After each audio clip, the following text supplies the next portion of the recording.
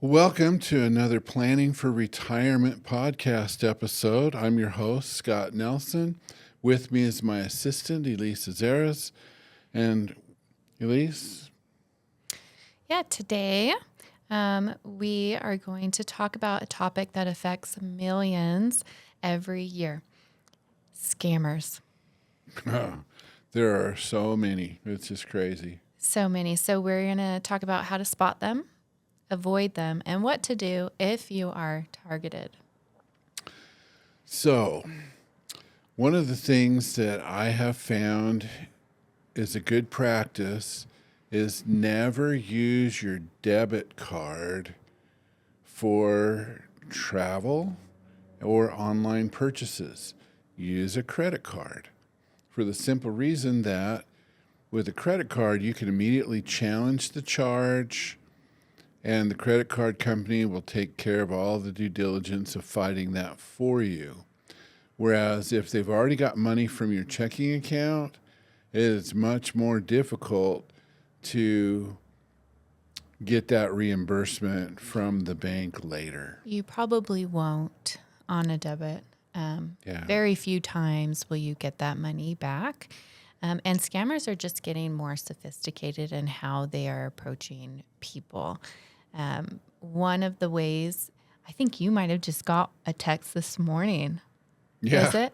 From a scammer? Yeah. But there's just different ways. They're getting more creative. But if you ever get a text from someone that you don't know, it's a weird number, and it says you need to either verify your account or we need to change your password, just don't click on it. Yeah. You could be giving away personal information just by clicking on that link that they send via text or email. That is so true. If you receive an email, a text message, even something in the regular mail service, do not, if it looks fishy, it probably is, do not call the numbers provided there if it's a link via text or WhatsApp or any of the rest of them. Don't click on the link or call the number provided there.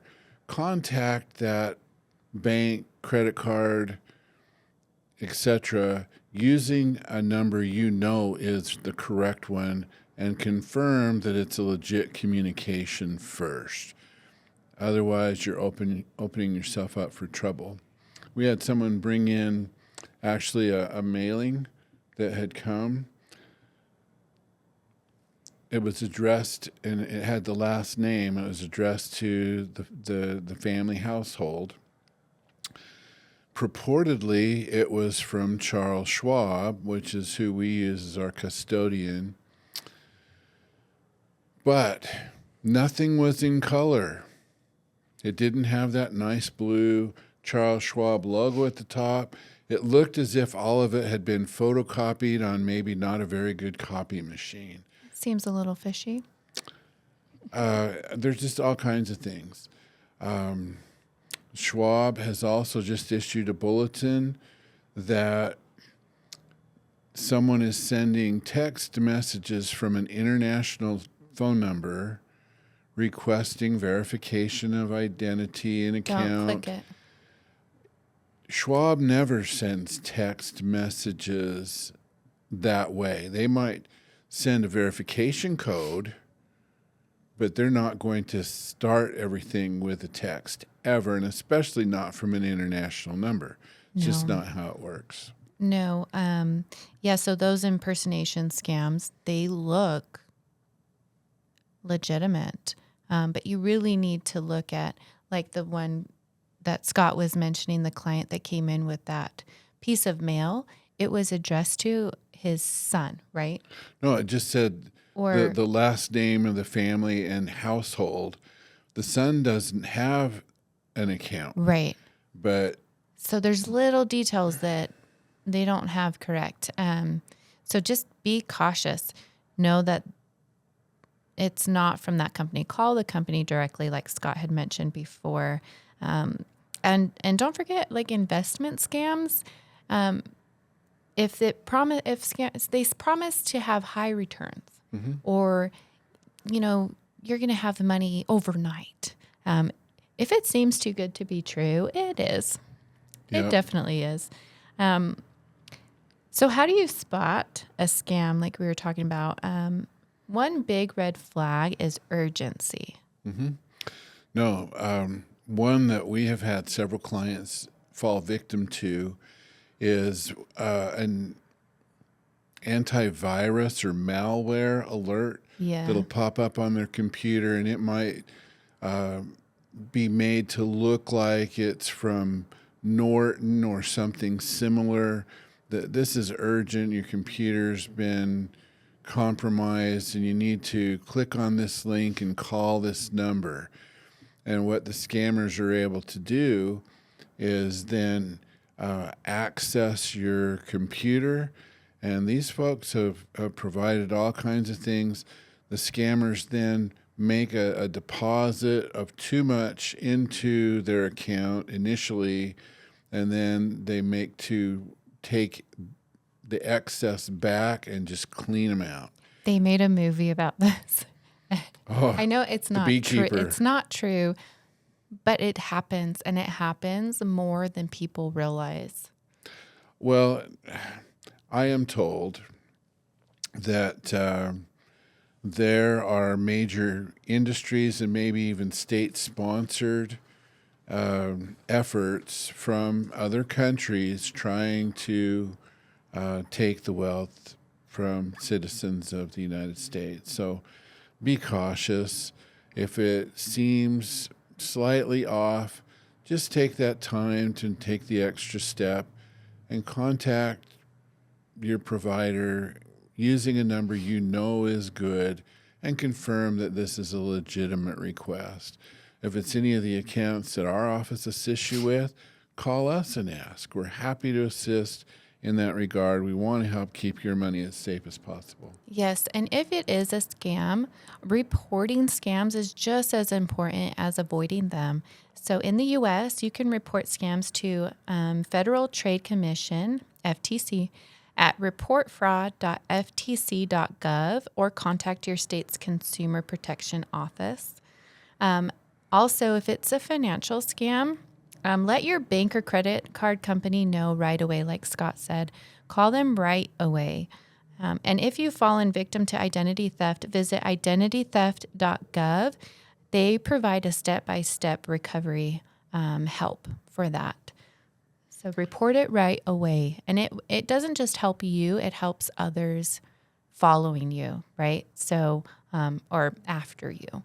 So it not only helps you, it helps others by not getting taken advantage of. Yeah, if we can get those scammers stopped, whether it's arrested or blocked or whatever it happens to be, we want to be sure and do that. Make it hard for them to operate. It's also prudent to check your credit reports with the 3 major credit bureaus from time to time, or have a credit monitoring service. Many major credit card companies offer this as part of their service. Just pay attention. If there's a new account that suddenly opened and it wasn't you, yeah. Some people just go ahead and put a freeze on their credit. Let's face it, some of us who have achieved a certain age don't really need to have a new credit account opened. So if you just put a freeze on that, it's just impossible for anyone to do it. Yes. Also, prevention is the best defense when it comes to scammers. We did this recently with our client portal for our website. It wasn't people getting information, but they were able to make logins on our site. And so we implemented that 2-step verification process, which could be done with any of your accounts. Yeah, and that's simply setting up your phone to receive a text message or get an email or a phone call. That if someone's trying to log into the account, your provider is going to then contact you in the way that you've requested and give you a code to confirm that it is really you that is logging in. just to be safe. And be cautious about sharing personal information online. So nowadays, social media scammers can get a lot of information online just from your profiles. They can get your birth date, your mother's maiden name, a lot of these identification questions that are asked. And so just be careful about what you put on social media. They can guess passwords from that information. Yeah, I've kind of become a recluse on social media.